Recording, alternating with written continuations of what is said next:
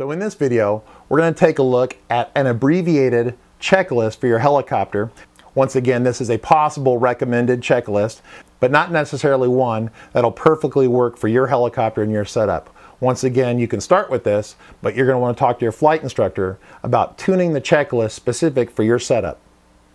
Now, the abbreviated checklist is one that we're going to use successively during the day. Initially, before our first flight of the day, we did our pre-flight checklist, which was the full checklist. But we know the helicopter flies, and if you haven't wrecked it or had some sort of accident or problem with it, then it may not be necessary to run the full checklist for the successive flights that occur during the day.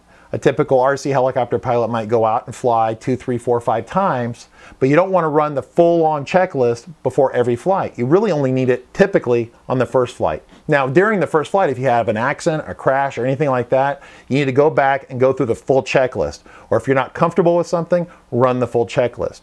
But as an RC helicopter pilot, if you've already been through the full checklist and it worked, there's no point in going through and checking all the links for every flight, because guess what? The links are probably still in great shape from the flight before. So what we're going to do is run through the abbreviated checklist. So first off, we're going to put a fresh battery in the helicopter. Bang. The next thing we're going to do is we're going to fire up our transmitter here.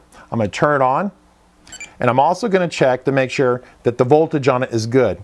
On the screen there will be some sort of voltage indicator that you have enough power for a flight, maybe 5-10 minutes.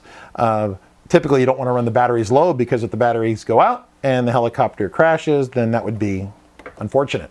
Once again, like the first checklist, every time we fly, we're going to check to make sure the model on this radio is the same as the one in here, okay? This is an important check for every time you fly, because typically people will go back to the pits, they'll fiddle around, they'll fly a different model, they'll take the radio and fly maybe a plane or something else, they'll come back and try to fly the helicopter with the wrong settings, maybe for an airplane. It's crazy. So check the model every time. Next thing we're going to do is we're going to set all our switches into the forward position, just like we did before. The gyro set forward, the throttle hold, all these things are set forward. Once again, your flight instructor will help you with this checklist. The next thing we're going to do is go ahead and plug in the main battery. Now, it was a fresh battery. I'm going to fire it up.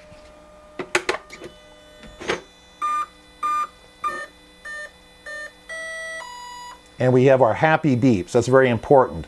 Once again, every time if you're flying a fly barless helicopter, you're going to watch to make sure your swash plate does its little dance. It could take you an extra 5 seconds. On some of them it might be an extra 10 seconds, but you need to sit there and visually see that, because I've actually had it where you plug the helicopter in and that advanced gyro system fails for whatever reason and doesn't turn on.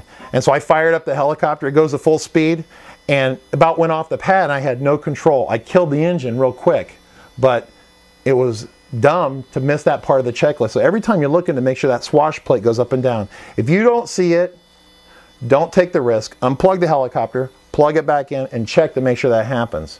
Once again, I can hear my digital servos whining. It's not a big problem with that. As I come up, I'm going to do a quick check to make sure my surfaces are still running. It just takes us a split second to make that check. Check the tail rotor real quick too. Some pilots will actually put the helicopter out on the flight line on the ready position, and right before they give the engine start, they're going to go ahead and make this check.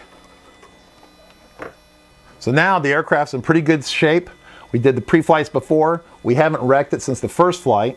We've got a fresh battery. The servos are all working. The gyro's working. We've got the correct model. We're ready to go. So we're going to go ahead and go out. We're going to go ahead and roll the throttle forward to the half position or your start position. As the throttle comes up, optionally we can go to N1 or N2, or just leave it in normal flight. Now we're going to watch the helicopter, once again not talking to other people or other friends, because you need to be focused on the aircraft, because as those blades begin to spin, the aircraft will start to want to fly. The helicopter will fly at very low head speed, so you got to be careful. Once again, we have a spotter. We're going to do a quick check for traffic. We're going to look around, and then we're going to give the power, and we're going to be up and out of here. So this is the abbreviated flight checklist. Use the abbreviated checklist for subsequent flights during the day. Once again, if you have an accident or crash, or you have to change some part on the helicopter, I recommend that you go back through the full complete checklist on your aircraft just to be safe. You don't want to have any problems with a helicopter like this.